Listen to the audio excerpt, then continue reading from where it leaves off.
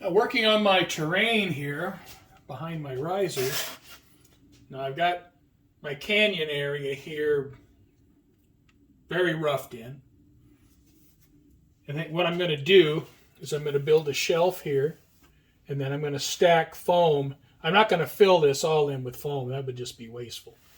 So I got this here, and now I'm going to build a shelf a couple inches deep and then stack it. And what I'm going to do in the back, my plan is to have a sharp cut right here next to the track, and then it'll taper up. And then what on the inside here, it'll taper in for the area that I have room. Well, I'm out of foam board, so tomorrow I'll run to Home Depot, pick up probably another 2 4x8 sheets of foam. It's my railroad's going to have a bunch of mountains. It's, going to be something similar to the Cottonwood, Clarkdale, Sedona area as far as the mountains are concerned. So I have the backside of the mountain here. That is as high as it's going to go, and it's going to be a little plateau on the top. I still have to build up in front of the riser. Well, let's see. I got to get 2 4x8 sheets of insulation into my BMW.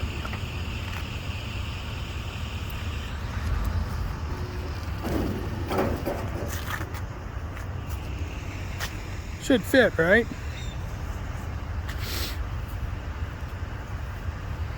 Well, this will make it happen.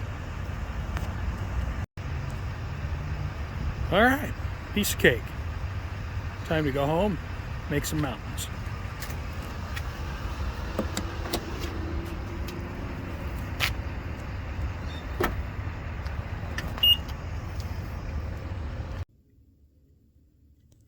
I have the ruler there to maybe suggest what the mountain may have looked like before it was cut away for the track.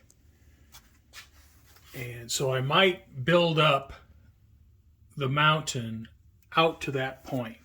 So bring it out to here, and I'll probably just take it from here, maybe come out 1 inch, and then taper it.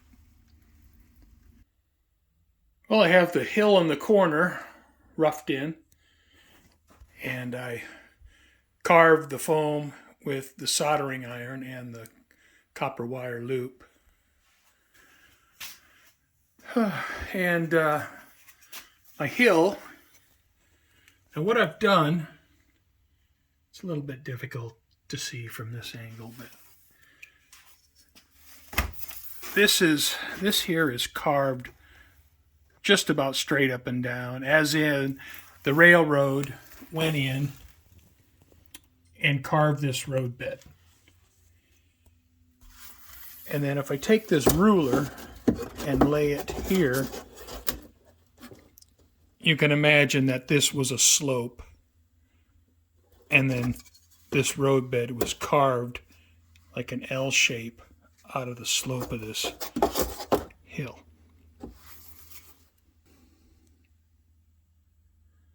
And now for here, this area,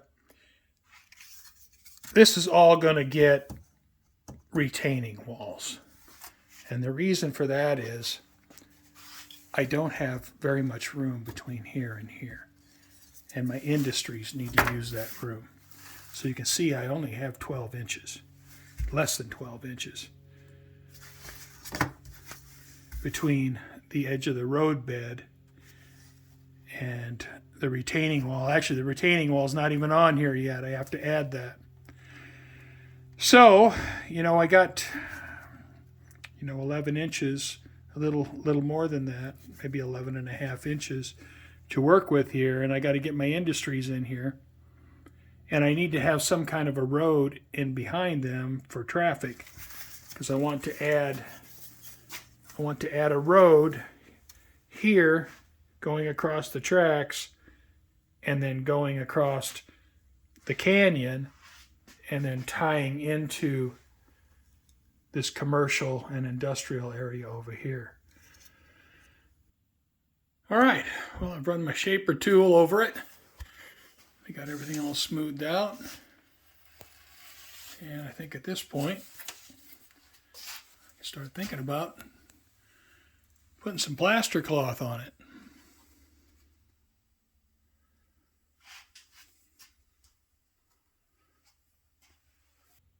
I have plaster cloth cut, stacked up, ready to go.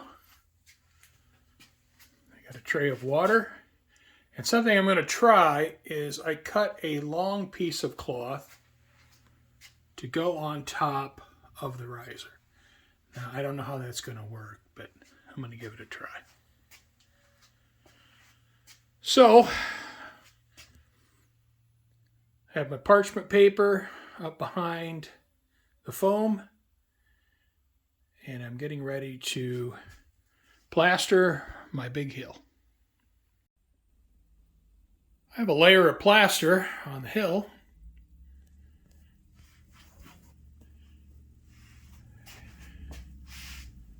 And I put a couple sheets in the canyon, but there's only so much I can do in there until I get the bridges in there, as I keep saying. So I'm going to let this plaster dry overnight, and then I'll pull all the parchment paper out. But I did put a little bit of plaster in the canyon. And I kind of plastered around where the bridge abutment will go there. Well, it's the next day since putting on the plaster cloth on my hill, and this long straight of risers. Still a little bit damp, not too bad. Yeah, it's not bad, not too bad. I think a coat of spackling ought to smooth that right out. I have a layer of spackling on my sub-road bed. And given that the plaster's a little bit damp, I'll let this dry for a couple days. Well, I have the outline of the road bed drawn on the benchwork. Now this is an 18-inch radius curve. And because of the width of the benchwork, that is the largest radius I could put there. And it's just like on the opposite end right here, that is also an 18-inch radius curve. I have my cork cut to fit. And so now what I'll do is pull all the pins, set the cork aside, and then start applying the adhesive and try to get all the cork pieces back in the same place.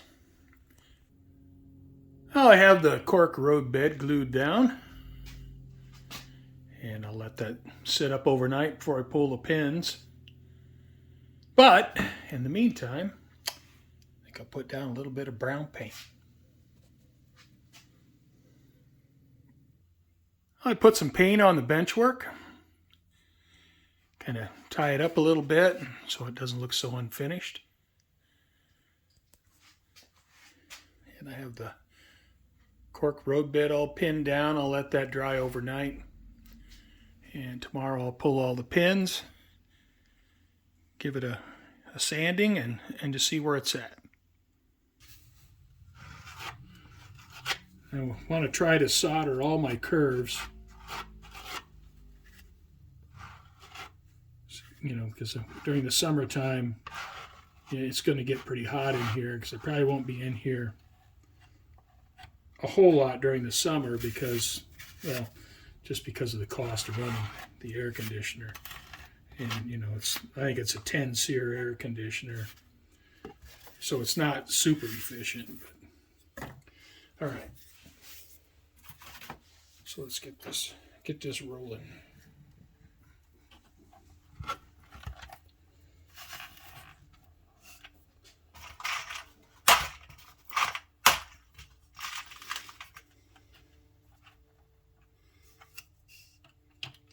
to get this end squared up,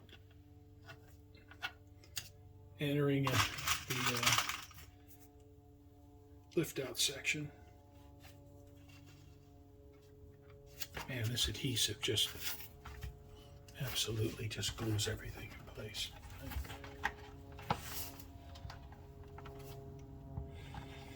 right. Put down some pins here in the end.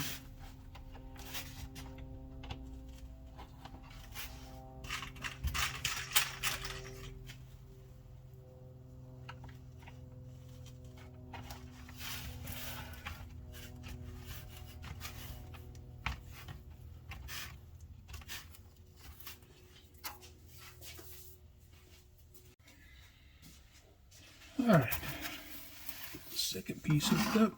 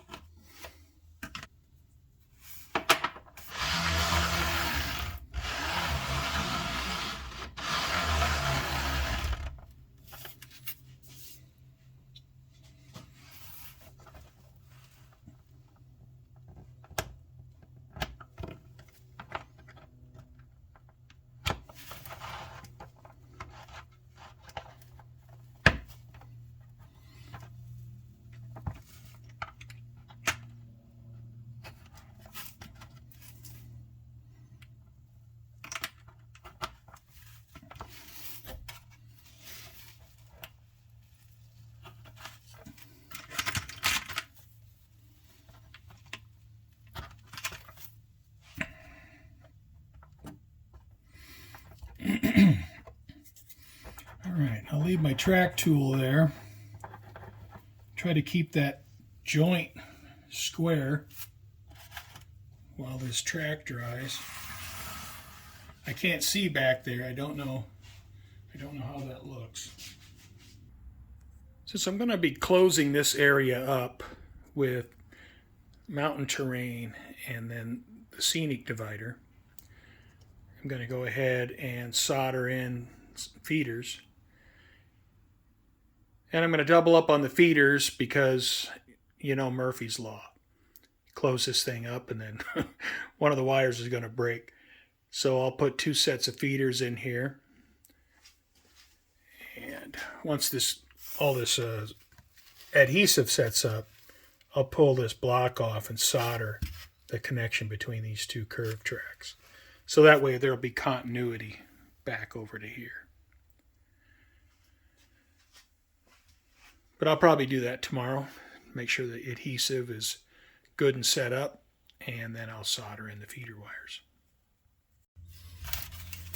All right, I'm soldering my curve in the tunnel, my tunnel curve.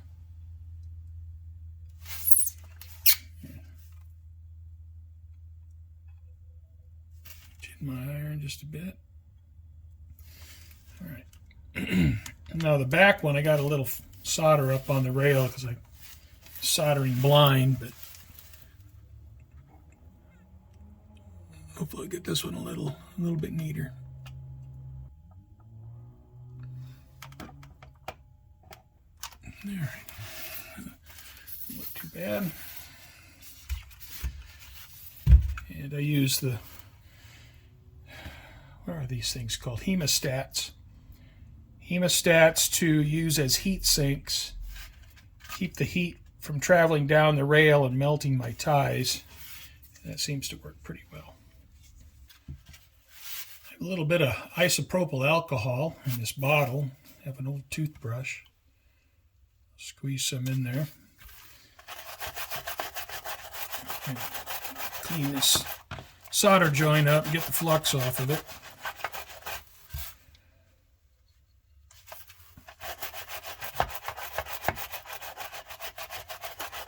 All right, that looks pretty good.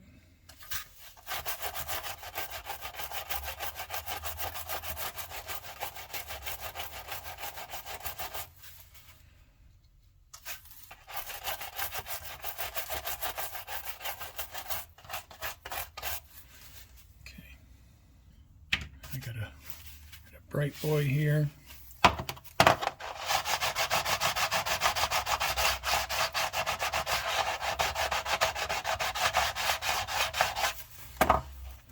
Feels pretty good. Got a track gauge.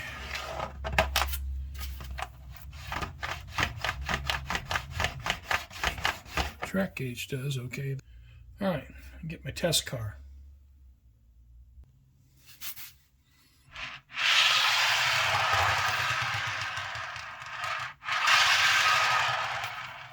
The car seems to go over it just fine.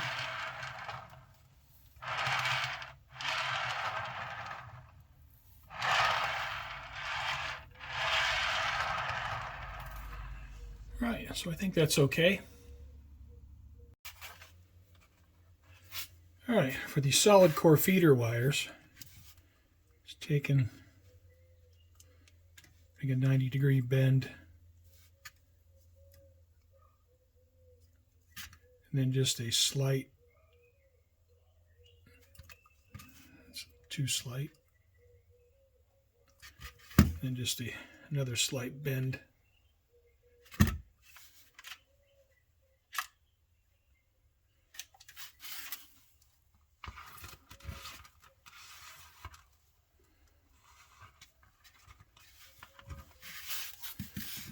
And it fits up into that rail pretty well.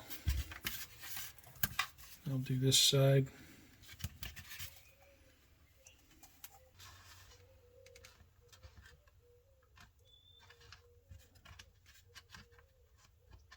All right, same with that one.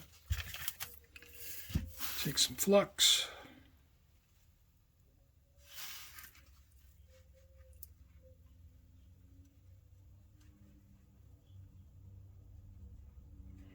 Some flux there.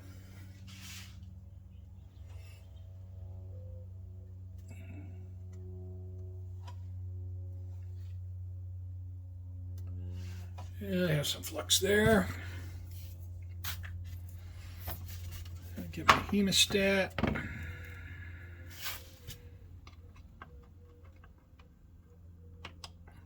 Clamp that on the rail.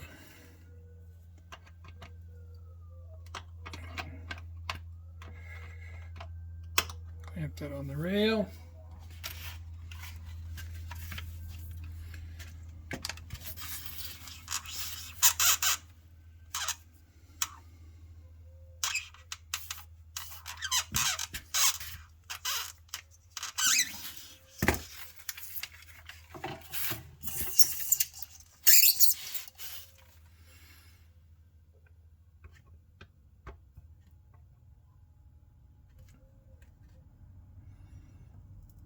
All right, and my flux melting.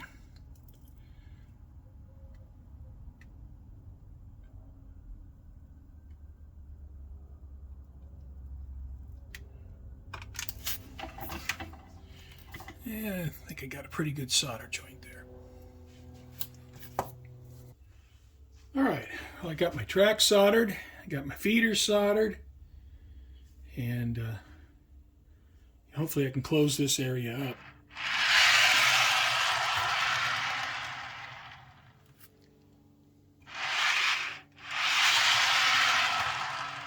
Everything seems to run okay.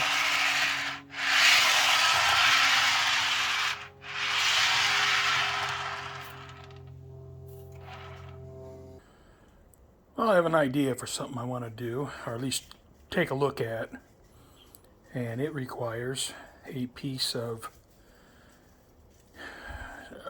MDF board with a pretty sharp radius bend. So what I've done is I wetted the inside of this MDF, and then I saturated the sponge with water, and that way it's continuously keeping the MDF wet. And hopefully over time that the fibers in the MDF will relax and allow to get a real nice sharp bend. Well, I have a couple clamps holding my MDF in position while it dries. It's about as far as I dare take it because it's starting to crack right here. So I'm not going to bend it any further. And it's about 7 inches across. So I think that'll work for what I have in mind. Oh, what a beautiful Arizona winter day. Absolutely cloudless skies. Well, I am working on my view block. And I have a 7-inch distance between the two halves. I have one block glued in here. And now I'll put the other blocks in, and I have to space the blocks so that they fit under the valance. Well, I have my view block constructed, and I was thinking I wanted to separate the city section of the layout and the wilderness section of the layout. And, have them two distinct different regions. So I came up with this idea of a view block. And, I wanted it to look nice, and so I took some time to shape it. Obviously, it'll have to be painted. And, there'll be a mountain built up on this side, and there'll be a mountain built up on this side, and then there'll be a cut right here where the train goes through. All right, time to install the Scenic divider, the scenery divider.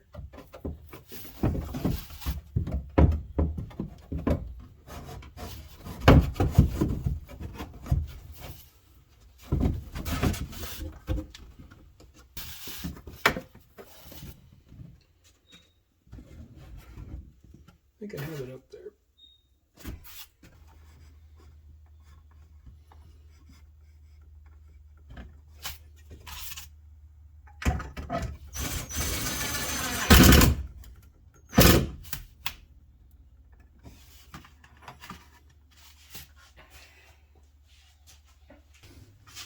I wanted to do something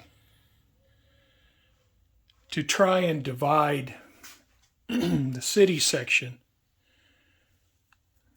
from the countryside section. So I'm hoping that's going to work, where I'll get a division between the two parts of the layout.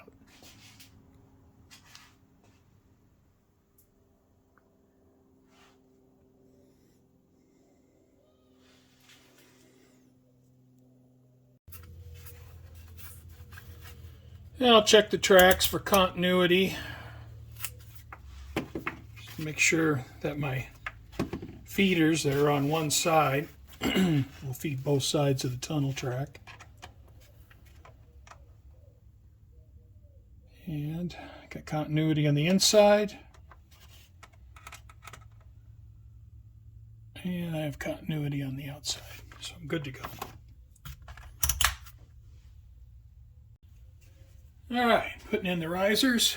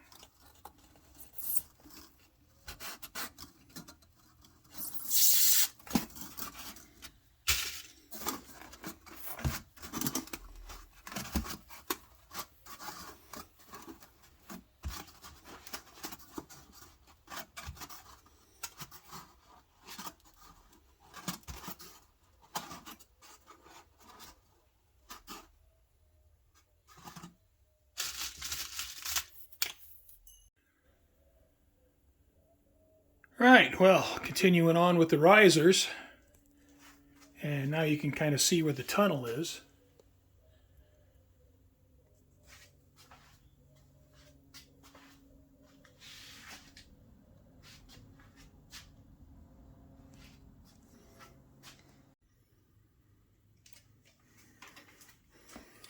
Well, I have a height of just about 6.5 inches, not quite, 6 3/8. So I'm going to level off after that.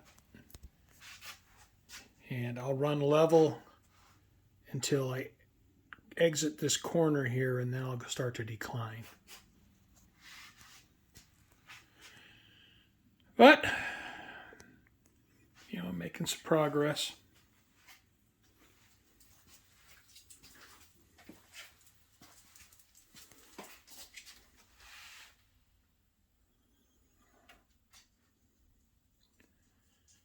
I think I'll end this video here. So, thank you for watching, and hope you join me in the next one.